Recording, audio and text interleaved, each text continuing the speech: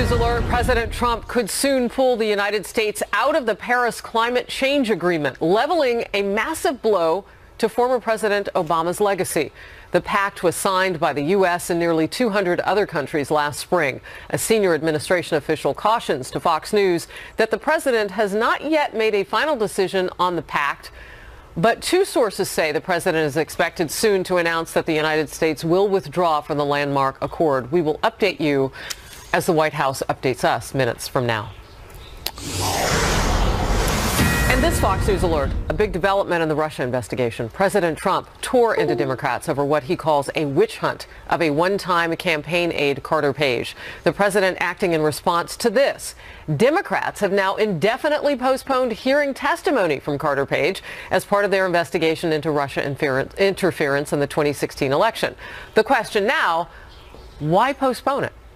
This is Outnumbered. I'm Harris Faulkner. Here today, Sandra Smith, Meghan McCain, former Deputy State Department spokesperson Marie Harf, and today's hashtag One Lucky Guy, the former Secretary of Education under President Ronald Reagan. Bill Bennett is here. And you know what he does now? He chairs the Conservative Leaders for Education and hosts the Bill Bennett podcast.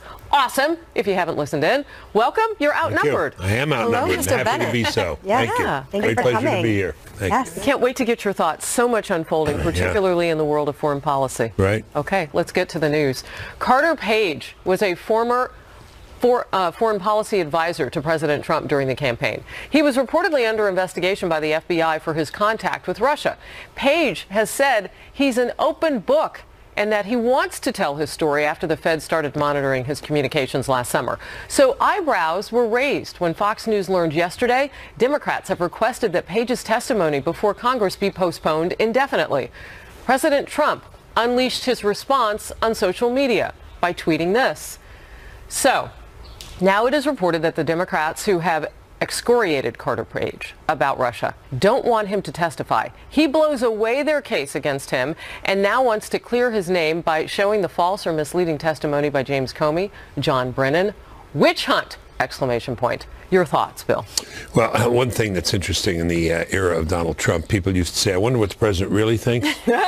Not so anymore. We know what the president really thinks. It's instant communication. I kind of like it.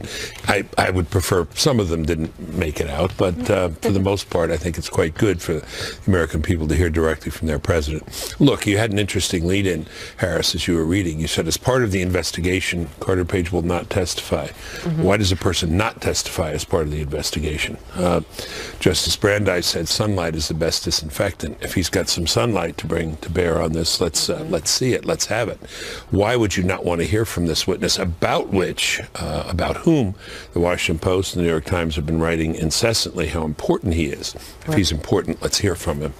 Yeah, and it's a new generation of interest from Democrats, which we've talked about, Meghan, Russia, and the whole idea of it. So why not bring that disinfectant and brighten the room, if you will? I think Mr. Bennett brings up a very important point that he obviously has something to say that Democrats don't want to hear. Otherwise, why not let him testify? He himself says, quote, I'm an open book compared to the incomplete lies that define me in the secret criminal justice system and the rest of the intelligence community last year. Any actual facts and truths I can illuminate will be a giant leap in the right direction. Doesn't sound like a guilty man to me from that quote. Well, I spoke with some of my Democratic friends who are working on the investigation in Congress who said they do want him to testify, that they are trying right now to figure out what that looks like. Is it open session? Is it closed? Is it before, after other people testify? How does the Mueller investigation fit into some of this? There have been some reports that Mueller may want to talk to witnesses first. So I think that, what I'm hearing from my friends on the Hill who are working on this is that they do want to hear from him. They want to hear from a lot of people,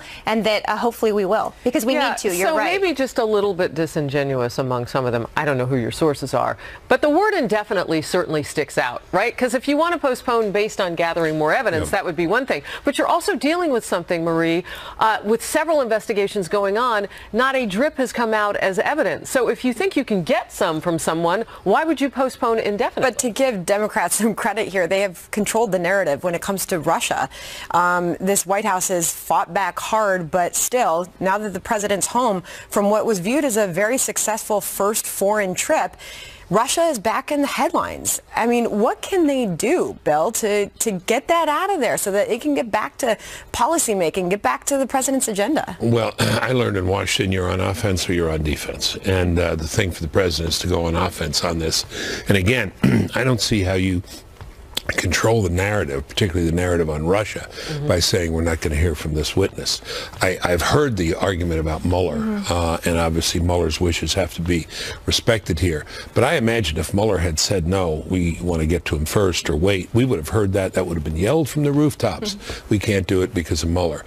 The idea of disingenuous and Democrat is not so foreign to me, not so strange to me, that I would think there's something else. But one thing that opens up as a possibility is that we will hear from him. Perhaps not in a hearing called by the House, but if he has something to say, then by all means, let's hear from him. But look, the president continues to challenge in regard to your question, what's there, what's there? And I just don't know how long we can keep scraping this barrel. You know what's interesting about what you said? I mean, technically, I guess, Carter Page doesn't have to wait to testify. That's right. He's been doing a lot of interviews. He can talk any time he wants, right? I mean, we've seen others in the past who, look at Ben Rhodes, when he was wanted on the Hill among the Democrats, and they said, no, he's not going to come and testify, but he gave all sorts of media avails, if you will. So he could talk. The president could actually ask him a question. He could give a press conference. He could be on Outnumbered. I mean, if he really wants exposure. Welcome. I love that you're programming our show. Yeah, well, glad to. I want to get asked back. No, I mean, he certainly has the opportunity to speak and the right to speak, and I think it'll be very interesting now to hear what he has to say. Wouldn't people be more interested now to hear what he had to say? I would be. So, Megan, you know, this idea of let's just get to the there, which is where you have been for a while now. If there's something, let's get to it. Otherwise, what? I know this may blow your mind, Harris, but I actually talk to people who don't work in the media quite often. It's good for me to talk to people. But people in my life don't care about Russia at all. They care about repeal and replace, and they care about tax reform, and they would like the media to move off of this until, my own personal polling, they would like the media to move off of this unless there's some concrete evidence. I don't like sitting in this sort of, phantom zone. Yes, there's smoke here. I understand. There are questions I still have. Let Carter Page testify. Let's get more information out. And for the love of God, can we move on if they can't find anything? The House Intel Committee Chairman speaking on this. Let's watch Representative Nunez. The Democrats don't want an investigation on Russia. They want an independent commission. Why do they want an independent commission? Because they want to continue the narrative that Vladimir Putin and Donald Trump are best friends, and that's the only reason why he won, because Hillary Clinton could have never lost on her own, so it had to be someone else's fault. All right, so best friends with Putin, chums, whatever the situation, you still need evidence if you're going to investigate someone. Yeah, you sure do. Isn't it a little odd, too, that the president's for strengthening NATO when he's best friends with Russia? Let's remember why NATO was created, to defend against Russia. So that needs to be borne in mind. Look, I agree with those on the Republican side who say, why doesn't the Republican Party advance its agenda? Let's get this legislation passed and so on. But could someone say to the Democrat Party, do you guys have anything to do other than Russia?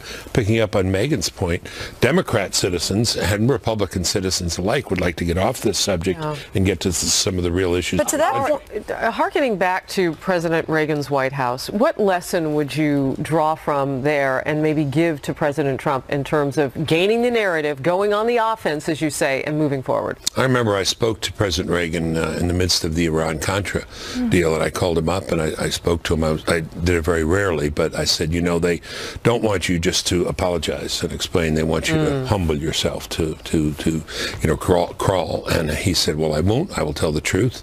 I'll say what we did, and some of what we did wasn't right, and then we will get back to our business. I think that's the best way. Once you say, one thing I learned as Secretary of Education that as drugs are, is if you make a mistake, say so. That gives your opposition very little to go on. Say, I made that mistake. I won't make it again. I'm not exactly sure what the mistake was here with Russia, because I still don't think, to quote the poet, there's any there. Well, okay. So Megan has sometimes put this up, and this was the mistake. I've heard you say it, and it was kind of that nebulous area of whether or not they were friends in the very beginning, and how he, maybe not friendship, but certainly revered the strength of this president of Russia. Sure.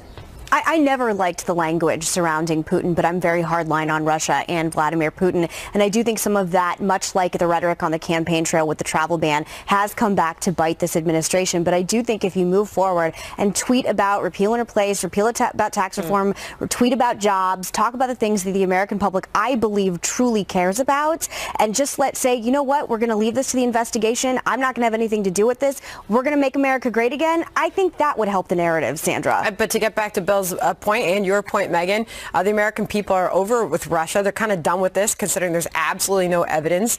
And they want to focus on tax reform. They want to focus on the president's agenda and health care. But does this slow things down? Sure. I mean, what about tax reform by the end of the year? Can that even happen? Sure, it slows things down, which is the object of the game, which is why the Democrats are doing it, and their friends in the press resist and stop and get in the way and obfuscate. That is the name of the game. The president has to. That's why he has to get organized on a couple of issues and push them through. I would think taxes. Where would you first say this and foremost. obstruction is historically? Is this unprecedented? I've never seen anything like it. I mean, I saw the criticisms of Ronald Reagan, my boss. The worst thing I think I ever saw was Quayle, the attacks on Quayle. But this is unprecedented in its viciousness, which I guess we'll talk about later. Obstruction and leaking. That's a deadly combination. Yeah, no, but I mean, it's vindictive. They do not think he's legitimate. Well, I've heard you say tax reform, if we don't see that by the end of the year, some of the numbers that we're seeing on Wall Street might not hold. But many Republicans are still promising it. Yeah, they have to, and they have to deliver it. Well, au revoir, Paris. That's the only French I speak, even though I sit next to Sandra, and her French is beautiful. President Trump expected to pull the United States out of the Paris Climate Accord, the signal the president is sending to the world and to his voters. Plus, no one is laughing. The massive backlash over a liberal comedian's photograph with a mock severed head that looks like President Trump's. We ask, is there any line the president's critics won't cross? Stay close. The world has officially crossed the threshold for the Paris Agreement to take effect. Today, the world meets the moment. And if we follow through on the commitments that this Paris Agreement embodies, history may well judge it as a turning point for our planet. Former President Obama last October hailing the Paris Climate Accord, which he considers one of his biggest achievements in the White House. But President Trump may be about to deal a massive blow to the Obama legacy. According to Fox News sources, he's expected to pull the U.S. out of the landmark agreement. This, as Axios reports, Mr. Trump has already started consulting senior officials on the exit process. Chief White House correspondent John Roberts joins us live with more as we await what happens next. John? Sandra, good afternoon to you. With the caveat, of course, as we always issue, that the president could change his mind and come up with a different decision than people think that he has made already.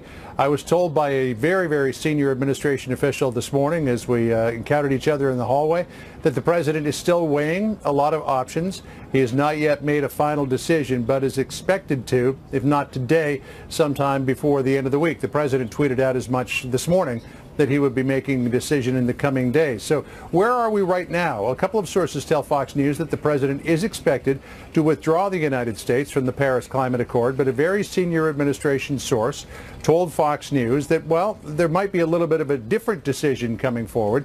It could kind of be a Solomon-esque decision where you split the Paris Climate Accord, you withdraw from the Green Climate Fund, which the United States has committed to, but you stay within the framework of the agreement. Not sure, though, how doing that would address the central question that the president is worried about, and that is that by adhering to the strict protocols of the 2015 Paris Climate Accord, the president believes that the United States will begin to suffer in terms of its competitiveness with manufacturing and job creation and start to fall behind countries like China and India. And that's something that the president just won't stand for. He made a commitment during the election campaign to bring back manufacturing in the United States, to create more jobs, and that if he sees something like the Paris Climate Accord as being a threat to that campaign promise, he's going to have to try to figure a way either around it or out of it. So right now there is a plan that could get him kind of around it, but not sure if that's going to fly with the president. Sandra, I think it's probably safe to say that he has come to a tentative decision, but is not yet fully comfortable with it and wants just a little more time deliberating what could happen here before he goes ahead and pulls the trigger. Don't forget, last week he spent a lot of time with our allies in Europe and with our allies in Japan. Climate change was a big topic of discussion at the G7. The president was said to have, quote, evolved on his thinking, that according to his chief economic advisor, Gary Cohn. But again, coming down to this basic idea that he does not want to sacrifice American competitiveness, particularly when it comes to manufacturing and job creation, and that will be foremost in his mind when he makes a decision what to do about whether or not to pull the U.S. out of the climate accord. Sandra? All right, John Roberts, thank you for that reporting live from the White House. Bill Bennett, so let's go with the reporting that we have on this now, and that the president may be leaning towards pulling out of the Paris Climate Accord. What would the impact of that be? Well, he'll get a lot of criticism, wide and broad criticism from the left, and I imagine some in the middle. He was getting criticism for this when he was in Europe. Interestingly, I thought somewhat ironically, while he was talking about beefing up NATO and gave a speech about Manchester, he was being protested on these grounds by the Europeans. I think the right decision is to pull out and not to try to do the Solomon-esque thing, as John said, because he'll be criticized either way. He should make it clean and make it clear that this is a work of fiction, that they're really, these goals are fictional. The Chinese promise to deliver by the year 2030 is the same as if they did nothing. What he should point to instead is what the United States has done, not by signing an accord, but what it's done in its own country. Hydraulic fracking as we call it, has reduced carbon emissions in this country by 2% last year and about 14% in 10 years. That's more important. So if you were advising the president, you would say stick on that message. Yes, but again, as I said earlier, stay on offense. Say, look what we have done, and we are better than almost any other country in terms of that particular record. Already, Megan, this stirred things up last week when he postponed this decision. Now that we await this decision and know where the president may be leaning, your thoughts? Well, first and foremost, I'm curious about the internal politics of this, because it's been reported that Jared and Ivanka want him to stay in the Paris Agreement, that Steve Bannon and some of his more loyalists want him to pull out of this. This was a campaign promise that he ran on. He has publicly said he thinks climate change is a hoax, so no one should be surprised necessarily that he, more than likely will end up pulling out of this. The United States is the largest carbon dioxide emitter behind China. The problem with his agreement I always had is, like Mr. Bennett just pointed out, China's involvement in this 2030. I mean, I'm going to be kind of old in 2030. The idea that anything's going to be done by 2030, it's sort of I always thought it was a really nice illusion of actually getting things done when it comes to fighting climate change. I'm not someone who thinks it's a hoax, but I'm also not a doomsday person when it comes to this either. I'm somewhere in the middle. So I wish it was a little clearer. I wish it was a little better. But from the beginning, I thought it was a flawed amendment. But even though he had in the past called it a hoax, he then put in place Rex Tillerson, who has acknowledged climate change as the Secretary of State. And Rex Tillerson reportedly argued to stay in. The head of Exxon wrote President Trump a personal letter asking him to stay in the agreement. The oil companies support this. Today in the U.S., we have 3 times as many solar jobs as we do coal jobs. So what do you get from pulling out of it? You anger the rest of the world, 200 countries who signed on to it. What do you get out of it? Let me just break in. America first. He promised this to those who voted for him. Mean that's a statement. That's not a policy. And the rest of the world, it can be a policy. Well, the rest of the world is looking to us. And 200 countries. The only countries who didn't sign on to this, Syria and Nicaragua. Is that the company we want to be in? So the rest of the world doesn't have our economy, and it might work out for the private sector in this country to step up if it really benefits them. They'll figure this out too, and they will participate in a rate that the government probably couldn't legislate even if it tried. It's called a free market. But that's what we do. We are sending a signal to the world that we are not with our economy as well as we can with any other kind of policy. Bill? But back to the point about carbon emissions, they're down 2% last year. They're down significantly because over 10 years. Because of our policies that were put in place in the Obama administration, including this. No, it's preceded the Obama administration. Way before This country has gotten a lot cleaner over the last 20 years. They started long before Obama, but they were continued there. In terms of your point about second behind China, yeah, but if every country did what we have done over the last 12 years, the world would be a lot cleaner place. But China's not going to commit to that. I think it's ultimately with this deal was the problem too. The United States had a larger burden. That's right. We have so much more to get to. A massive explosion in Afghanistan. Dozens of people killed in the worst attack Kabul has seen since the drawdown of foreign forces 3 years ago. Is it time for President Trump to send more troops to keep the region safe? Plus, the U.S. conducting a successful missile defense test as the threat from North Korea is growing. Whether the U.S. has more leverage now and the message this sends to North Korea and Iran.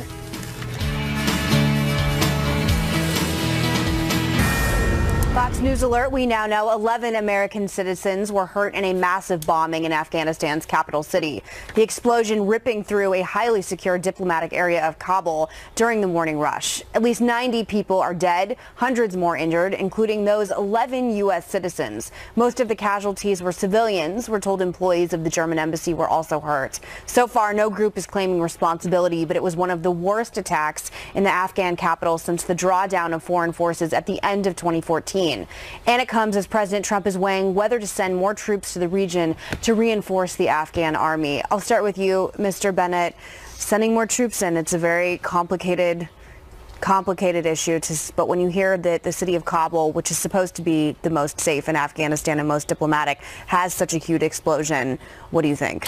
Well, first I'd talk to Jim Mattis, who has been nothing if not eloquent on these matters and who is quite expert. But I think it underscores the fact that we don't have enough people in Afghanistan. This has to be explained to the American people. People say, well, Americans are tired of this or overstretched. They don't get tired of our military operating where it should if they believe it has an object and an end to it. And I think that's what's critical. But he needs to talk to Mattis. I think we need more soldiers there. I have noticed in the last incidents the presence of Afghan police, Afghan military in all these incidents. Nothing against them, but Americans are better. But you don't have enough Americans there. So I think this is why you're seeing more incidents. He'll have to make a decision. I hope he makes a decision, do it. Look, we are really starting to squeeze these guys now all over the globe, as Mattis said, not just to control, but to annihilate them. And I hope he keeps up the heat. And it's a great point to make, because you certainly saw the respect that President Trump gets for his national security team. You bet. When he was traveling abroad. You bet. It was very present. You bet. How important do you think it is at this point that we have a president who so closely not just listens to but works with generals? I mean, we haven't seen this many generals even be considered for cabinet positions in many years, I think since maybe President Nixon. Very different from what we saw with President Obama. Oh, yeah, it is very different. And this is the president who said, I knew more than the generals. And he proceeds to hire some of the best generals around. I think Mattis and Kelly are terrific. I remember Tom Cotton, Senator Cotton, saying, I think the Mattis appointment is great. And we had breakfast, he said, but I hope he hires Kelly, too. That'll really do it. And Kelly has been tremendous. Terrific. Look, you have civilian control of the military. That's something your dad has underscored and reminds us of. And that means the final decision's made by civilians. But in terms of assessing the situation, you want a Mattis or a Kelly doing that. Yeah. Marie, what's your reaction to this? It's the holy month of Ramadan when this explosion's happening. Look, these are horrific attacks, and the fact that you have not just the Taliban, but ISIS and other groups in Afghanistan that can still do this is very problematic. What I would say is if we decide to send more troops, we need, exactly as you said, Bill, a very clear articulation of what the mission is. This is now the longest war in our nation's history. And if we just keep sending American men and women over there, I think we owe it to them, to their families, and to all of us to say, is the goal getting rid of the Taliban? Because that's probably not a realistic goal. Is it making sure terrorist groups cannot operate? That's, I think, more of a plausible goal. But we need to see that. And so talk to Mattis, talk to the military commanders, because if we just send more troops without that, I think that's a problem. Can I ask you a question? Because you're putting it now on Republicans bicamerally. They obviously control what's happening. Yeah, right now they do. Your party lost over 1,000 seats, but we won't get into that. But for the last 8 years, what was the plan for Democrats? Like you're looking for this administration to say what is the end game. Then it's more than fair to ask, well, what has it been? Because that's what's gotten us here. Right. Well, a lot has gotten us here, right? The Bush administration and the Obama administration both spent a lot of time, treasure, and American men and women in Afghanistan. The dominant time of the last 10 years was the last 8. Go. Well, Afghanistan's been going on longer than that, but setting that aside, the Obama administration plan in Afghanistan was to refocus our resources there when so many had been taken to Iraq, to put more resources towards going after al-Qaeda in Afghanistan and Pakistan, which we did with some success, and then to start to bring troops home as we transfer control to the Afghans. And as Bill said, that's been a problem. The Afghans haven't had as much capability as we wanted, as quickly as we wanted. Well, and now you have ISIS on the ground there. And you have ISIS there now. So our strategy was focused on al-Qaeda and focused on capacity building in Kabul. That's a challenging thing to do, as all of us know. Explain what the objectives are, explain how long it will take, what you think the possibilities are, and then proceed. But don't have this kind of World War I situation, 20 feet one day, 30 feet the next day. Explain it in plain terms and say some of these situations are very difficult and complex. We can't lay it out in explicitly linear ways, but I think the president can do that. Look, I think we do have them on the run in a lot of places, so now's the time to keep up the heat, increase the heat. Yeah, and that was part of what was said was behind Manchester, England, that we have these guys, these scorpions running now, and so they're going to hit in these softer areas. That's right. All right. Well, we'll move on now with some new video. I don't know if you've seen this. The Pentagon successfully intercepted and destroyed a mock warhead. This is such an important story. It was fired over the Pacific Ocean yesterday. We talked about it on Outnumbered because it was coming. The missile defense test comes amid the growing threat from North Korea, but experts say the system still has a long way to go. Syndicated columnist Charles Krauthammer calling the test a significant move. Watch. It's a big deal, and it's just in time. I mean, we really are reaching a point in history where we are going to be susceptible to a rogue state, meaning North Korea, could be Iran later, hitting the homeland with a nuclear weapon, and we need a way to shoot it down. As of a few years ago, we had no way to do it. Americans didn't understand that if a missile is launched at us, there's no way to stop it. It's going to hit, it's going to kill. All right, you and I spoke just before the show today, and you said, I have a bit of a history lesson I want to drop the mic on. I put in the drop the mic, but go ahead. I don't know what that means. Is that, you're gonna have a big word on this. Okay, good. All right. No, well, just this. You were talking about criticism of presidents. There were few things for which Ronald Reagan was criticized more than Star Wars. People made fun of it, this missile defense idea. Nevertheless, he believed in it, and he worked to develop it. The interesting bit of history here is Reagan at Reykjavik in Iceland when he met with Gorbachev. I remember the meeting which he thought ended badly, but when he got on the plane, Charles Wick, who was with him, said, "Today you won the Cold War." One of the reasons, as Ken Edelman writes in his book, is that Gorbachev heard about Star Wars, these plans that the president had, and thought they were much farther advanced than they actually were. We had like 5 guys in a laboratory, doing drawings. Gorbachev's intelligence told him that we were way far along on this and almost ready to deploy, and that brought Gorbachev to the negotiating table. So we have a lot to be grateful for Star Wars. But this thing that happened is good. As you probably have heard, people say the bullet hitting the bullet. It only happens now about 50% of the time. We got to get those numbers up, that percentage up.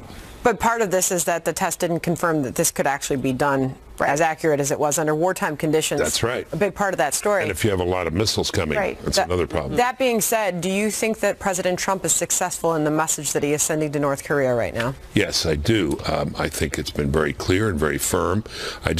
I'm wondering where this is going to end up. What is the message as you understand it to North Korea from the White House? Don't mess with us and don't keep doing what you're doing because it's going to end badly for you.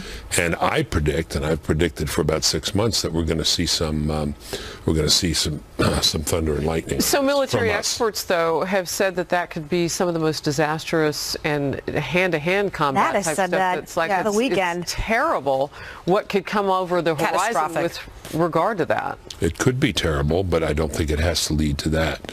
We'll see. I mean, at some point, there have to be some sane people in North Korea who will take Kim Jong-un aside or put him aside. He hasn't fed them to wild dogs already. Well, and missile defense has to be part of a larger strategy to counter North Korea, because exactly as you said, the technology is good, it's getting better, but it's not perfect, and we need a strategy to counter North Korea's ballistic missile and nuclear programs, and it can't just be the bullet-on-bullet missile defense. We deployed a lot of missile defense, Romania, South Korea, other places in our administration. It's not the end-all, be-all perfect solution. But I guess proving that we can successfully do that is at least a step in the right direction. And it sends a good message. I absolutely agree. It sends a message that we're getting better at this, but it is not the solution in and of itself. And it's a message to more than North Korea as well. That's true. And do we have the budget to continue this? $244 million for what we did yesterday, which is basically brandished our... The answer is yes. Right?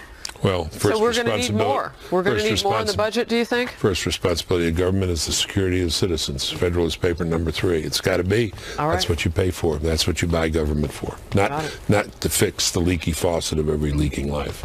Wow. Right. Glad you're here. You having fun? Yeah. Ooh, I think topic. We're glad you're here. Is there a place to apply for tenure, permanent status? Only if you bring like cake and ice cream. Okay. How about books? No, books don't count. We do read. I know. Okay, comedian Kathy Griffin begging for forgiveness now after facing backlash from both sides of the political aisle for posing in photographs showing her holding up a mock severed head resembling President Trump. Is her apology enough, or should she and the photographer face harsher consequences? 1,000. Comedian Kathy Griffin begging for forgiveness after facing fierce backlash from Republicans and Democrats alike for posing in pictures showing her holding up a mock severed head resembling President Trump. Here's part of her apology. I sincerely apologize. I am just now seeing the reaction of these images. I'm a comic. I crossed the line. I moved the line, then I cross it. I went way too far. The image is too disturbing. I understand how it offends people. It wasn't funny. I get it. That came after outrage started pouring in on social media. Donald Trump Jr. writing, quote, disgusting but not surprising. This is the left today. They consider this acceptable. Imagine if a conservative did this to Obama as POTUS. Even liberals like Chelsea Clinton are slamming the photos. She writes, quote, this is vile and wrong. It is never funny to joke about killing a president. Meantime, CNN says it is now, quote, evaluating its New Year's Eve coverage that Griffin co-hosts with Anderson Cooper. There's so much to say about this, Harris. I'll kick it off. So the most disturbing part about this to me is that Barron, who is 11 years old, saw this on television, thought his father had actually, I don't know, been killed one way or another. That's a way to traumatize a child for life. We have a tweet from Melania that says, Kathy Griffin, excuse me, is from the president. Kathy Griffin should be ashamed of herself. My children, especially my 11-year-old son Barron, are having a hard time with this. Sick. Yeah, so if CNN decides to put her back on, they're going to have to answer a couple questions. I'll just start with this one. Why is Kathy Griffin rolling ISIS style? Like, who on the planet thinks it's okay to showcase that? And the family of Daniel Pearlman, James Foley, Americans who've been beheaded by those savages, what is she trying to compare our president, our White House, our government, our country to by holding up a bloodied head? I mean, ISIS style. So why? I like comedy. I have worked with comedians before, and this isn't comedy, and the excuse that I'm just a comedian so I crossed the line. No, I think this is 100% intentional. I know this woman's work. I think she wants to be talked about on Fox News. I think she wants to get attention. She hasn't had a hit in a really long time. I just feel sorry for the servicemen and women who have chimed in on this, who say, I put myself on the front line to defend the free speech of someone like you. Melania has spoken out on this, and she wrote on Twitter, quote, as a mother, a wife, and a human being, that photo is very disturbing. When you consider some of the atrocities happening in the world today, a photo opportunity like this is simply wrong and makes you wonder about the mental health of the person who did it. Yeah, one remedy, I mean, it's not full, but I was director of National Drug Control Policy, Drug Czar, had a lot of briefings, international stuff, security stuff, and with State Department, CIA, and spent a fair amount of time with Secret Service on threats, because we had a lot of threats, because we were making some real progress. I think she should have an hour, a tough hour and a half with the Secret Service. Well, and she is on the radar of Secret Service. Well, they are looking at this. She has to be for that, and I think the seriousness of those people in an interrogation of her will, I think, underscore the point that you don't mess around with this. But this proves the earlier point I was making. Never have I seen it like this. Not just the vehemence, not just the degree of passion, but the vindictiveness, the meanness, the ugliness, as you said, ISIS style. Why would anyone mimic ISIS style? Hate. Well, and CNN shouldn't have her on New Year's Eve. I think we can all agree that CNN should not. Sure. I think that this is disgusting, but I also want to say that this, I mean, Donald Trump Jr., this doesn't represent the left. As the person on the couch. You know what? He's 11. No, you're talking about Donald Trump. Who tweeted and said this is the left today. I am as horrified about it as any of us are, and it doesn't represent the left that I know. And I do think that we're in a really negative, gross place right now. I also think that President Obama, not the same way, but also got a lot of particularly racial hatred. It doesn't make any of it okay, but why are you even including that in this discussion? Well, because we were talking about... That just seems inappropriate. Well, no, because Bill Bennett said this is the worst time we've ever seen it. I remember I had things mailed to my home about the president that I grew up in politics since I was a child. Exactly. You don't get a lot of this from me. It's hard all the way around. Nobody ever put my father's head severed, holding it up one way or the other. Nobody did that to Obama. This is a next level. I'm sorry, but my father was elected office before I was born. It's also not a competition about which is worse. But you're saying that you brought it up that way. You made it up that way. So. I said that for the last 8 years when I served in that administration, the hatred, the vile threats we got mailed to the White House were awful too. This is something that our enemy does to our people when they capture them. I'm not defending it in any way, you guys. So let's not compare it to anything racial or anything like that, because I think this stands alone. I started off by saying do you think Democrats are speaking out against this strongly enough today? Because Al Franken wants to do an appearance with her. I think... What? Yeah, that's what's being reported. We'll see if it happens. The Democrats have and should continue, because this does not represent what the should left. they say? It's this simple. If Fox had a host that did this to Obama, they would probably be in jail, and they certainly wouldn't be hosting New Year's Rockin' Eve with their biggest commentator. Well, they haven't fired her yet. She's still hosting New Year's. I think that's the point. I mean, there are haters and there are crazy people. Yes. And they come out of the woodwork on all sides. But this is a, quote, celebrity, or at least a minor celebrity. That's right. Sorts, and there's a debate going on at CNN. A debate going on at CNN. There shouldn't be a debate. They're reviewing it, I think, is the way. I wonder why we don't know the questions, because sometimes those questions leak out of CNN for the debates. Okay, we got to move on. The president of Harvard is encouraging the class of 2017 to embrace free speech or risk being caught up in liberal bubbles. But she also appeared to take a swipe at conservative views, saying hateful ideas cannot be ignored. Did she undermine her own argument, and has censorship on campus gone too far? We'll ask our one lucky guy and former education secretary coming up next.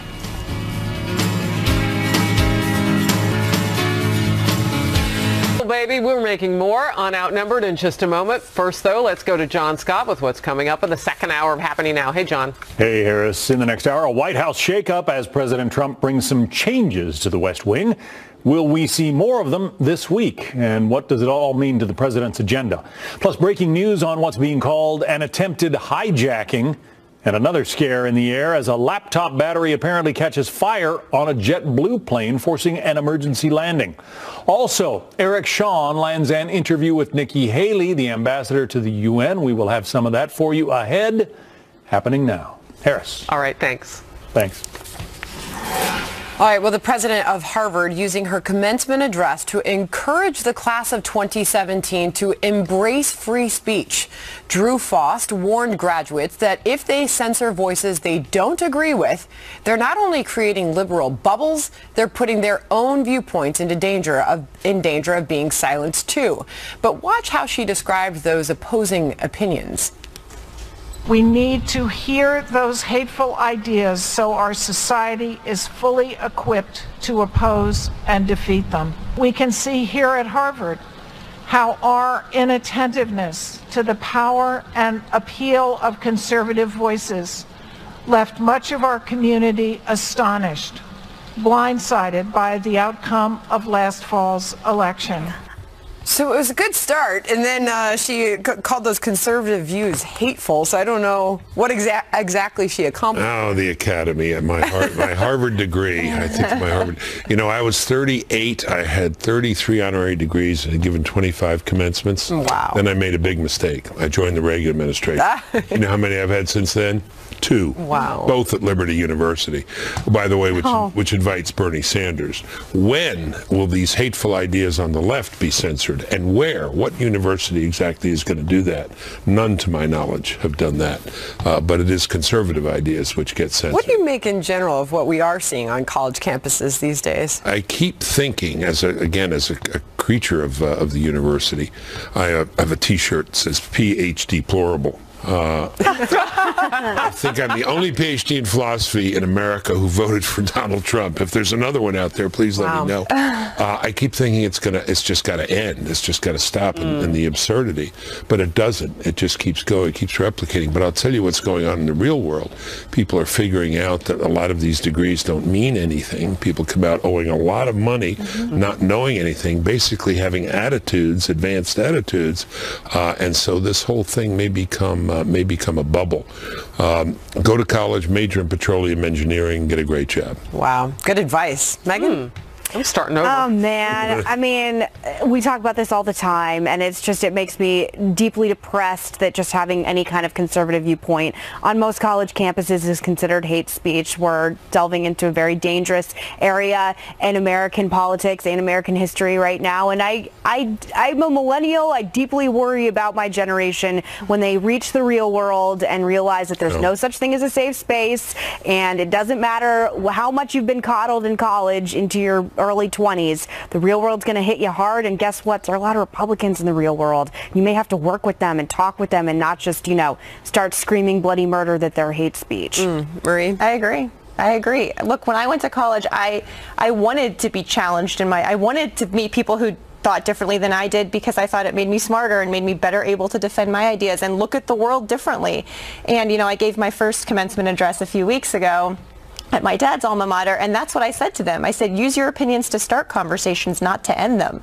And that may sound really Pollyanna, but God, we need to do that more. Yeah. And Ohio State, you're from Columbus, right? I will tip my hat to Ohio State. They occupied the president's office. You all showed it on Fox. An administrator came in and said, all right, you're all here. You have 30 seconds to leave. You will be expelled and then arrested. And the kids looked at each other. That was the amazing thing, the look of incredulity on their faces. Holy smokes, there's an adult in the room, Oh my God. How we do it in the Buckeye State. That's the way to handle it. Now do the same to Michigan. I look at how the job sphere is changing with digital companies having these huge open spaces where there's no safe space. Conflict resolution and getting along with people you don't agree with, you're going to need those skills. Why not practice them before anybody's paying you, and it's free to get that lesson? All right. Exactly. Tip of the day, petroleum engineering if you're looking for a major. All right, more Outnumbered in just a moment.